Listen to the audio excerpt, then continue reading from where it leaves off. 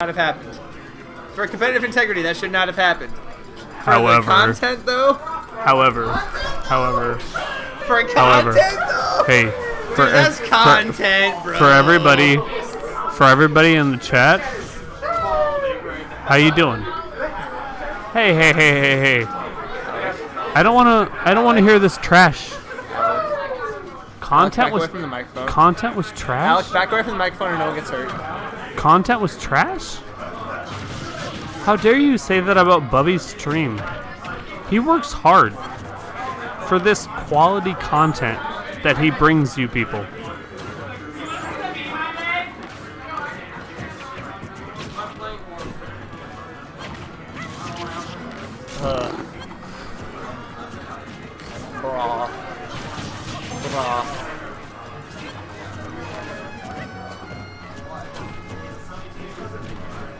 We got 2 Cloud Strife matches back to back. Yo, Cloud Strife?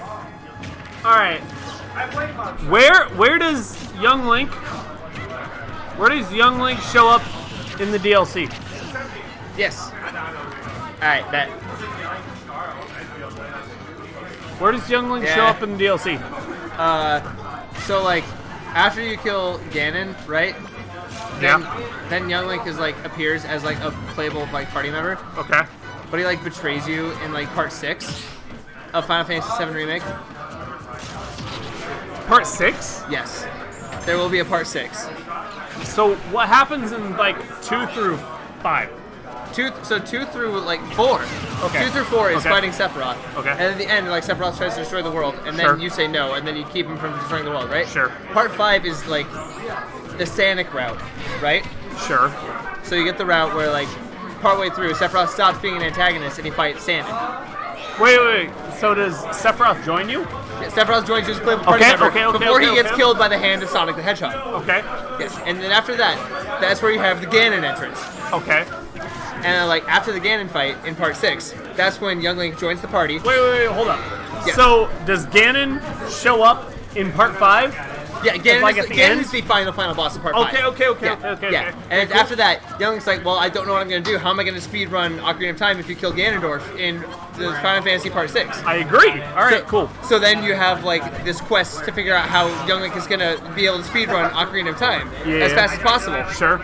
And then he figures out that in order for him to do that, like after this long series of side quests, he has to kill the party. So this is the final. Wait. This is the final boss of Final Fantasy VII. Young Link has to kill the party? Yeah, Young Link has to kill Cloud Strife. God. And you get the you get a choice. This is a player choice. You get to either play as Young Link, or you get to play as Cloud Strife. And whatever you do decides the fate of the universe. Was there? And Wait. got flipped off. So Cloud Strife versus Young Link Is canon. is canon? Yes, in Final Fantasy VII Remake Part 6. My God. Who wins? That's for the player to decide. Holy shit. Just like it's for these 2 players to decide in winter semis This here. is canon, guys. This game right here on Pokemon Stadium 2 is canon for who wins in Final Fantasy VII Remake Part 6. The current leader is Young Link. This Who is do you true. think- This isn't that Who true. do you think's gonna actually win? We're not here to talk about Smash. We're here to spoil Final Fantasy VII Remake Part 6, okay? All right, let's go, Okay. Young Link. Let's go, Young Link. The antagonist is winning? The antagonist could be the protagonist. It's player choice. Hold up. So does the protagonist have the ability to play as Young Link?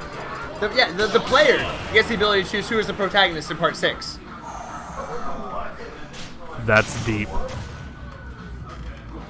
That's deep. This is some deep fucking That's lore, deep. dude. This is some deep lore. All right. Game 2. Skittles up. Obsidian won the game last week on Sunday. He did. And he did. It's true. And Tanner got so mad that he left the building. This might be true. That I is- was not that there. is- that is correct. Okay, that is That's canon. canon. Okay. That's correct. I was gonna say these are currently, as far as I'm aware, the only 2 players that have won the Kansas City tournaments as well. So these Yeah, two- but it's Kansas City, so does anyone care about Kansas City? Yeah, when we get to doing the nitty-gritty PR and like who has on stage, Fuck that's the when we PR. Yeah, I know. But anyway.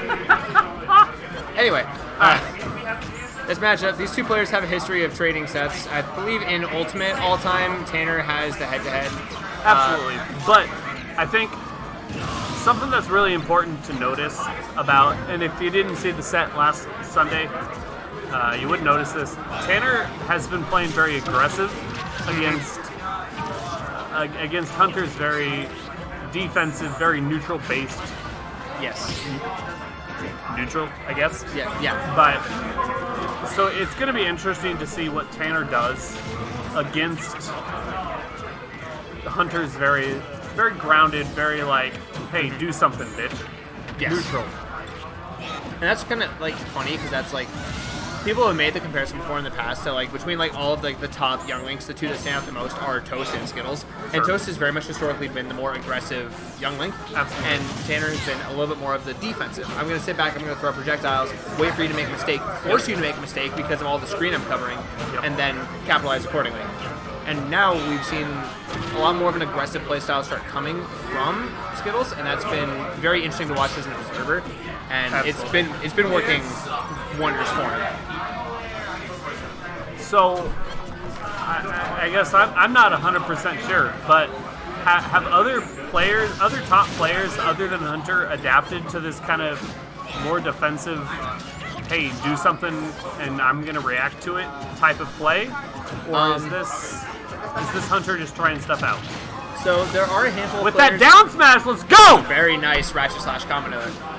There have been a handful of players that have started making adaptations in the right direction that haven't quite been able to fit the full piece together, so to speak. Sure. At the Norfolk tournament, Claus went Game 5, which was a very close set as someone who watched the entire thing. Like, it could have gone either way in that Game 5. 100%. And then Onawa actually is a name that should come to mind as one of the only other players that has beaten Skittles. Comet was able to figure it out. So that kind of shows Skittles isn't infallible, but he's still very much... Not at all, sure.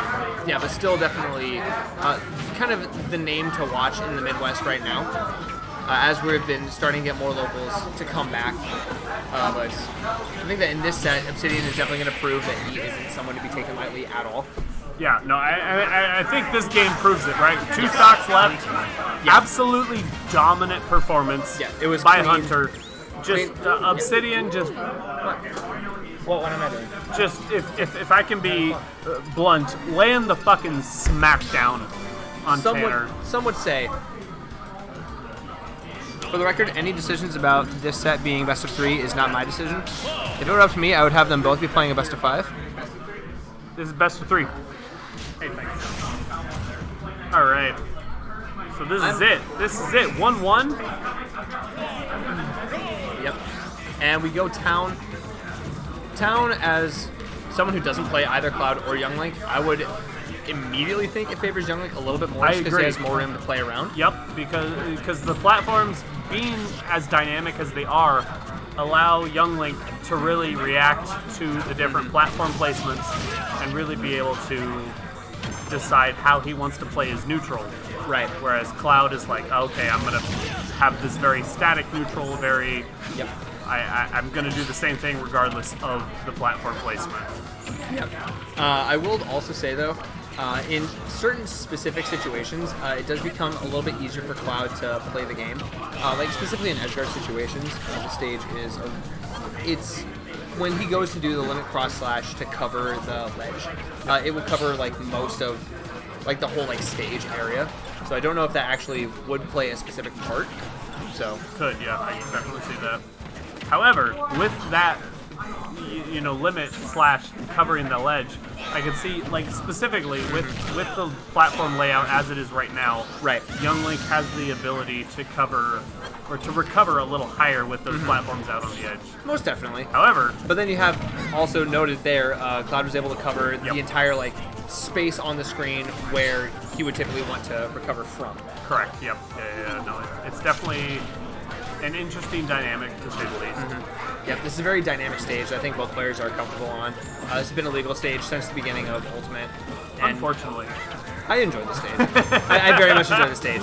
But yeah, this is just two players kind of playing in their element against each other at this point.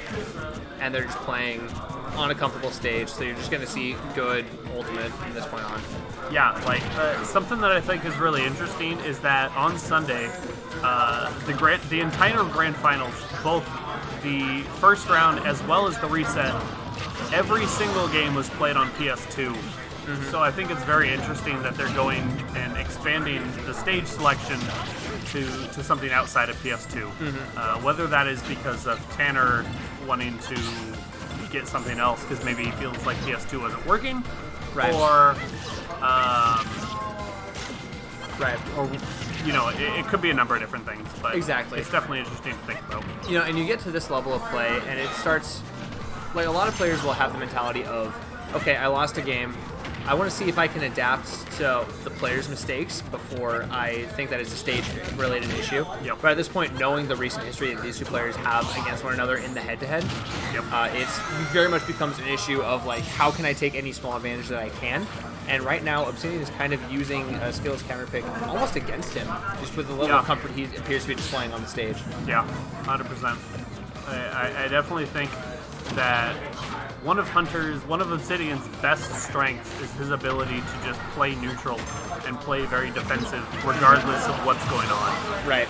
Despite that conversion that we just saw right there, Right. I think that Obsidian does a very good job of not cracking under pressure, right? I would agree with that. Yep.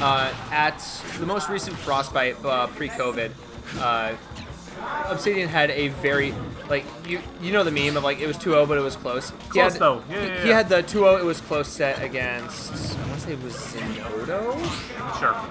And it was an insanely, like, fun set to watch as a spectator. But it showed that, like, in that, like, high pressure last stock situation, he's just going to be that player who's calm under pressure, and he's not going to make as many technical flubs as other players. He's not going to drop his movement.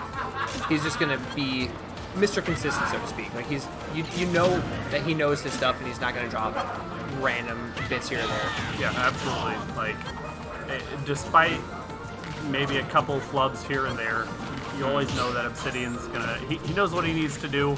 Right. And even if there's some technical mishaps here and there, Really he good definitely hitbox knows what he's doing. Yeah. Correct. Yep. 100%. Nice. And there's the Nair. Yeah. Yep. That's was yeah, that's just Young Lane. just very, very good play from both players, and yeah. Yeah. That was very good. Unfortunately, that was 2 out of 3. But Skittles taking that. Yep. Moving on in the bracket.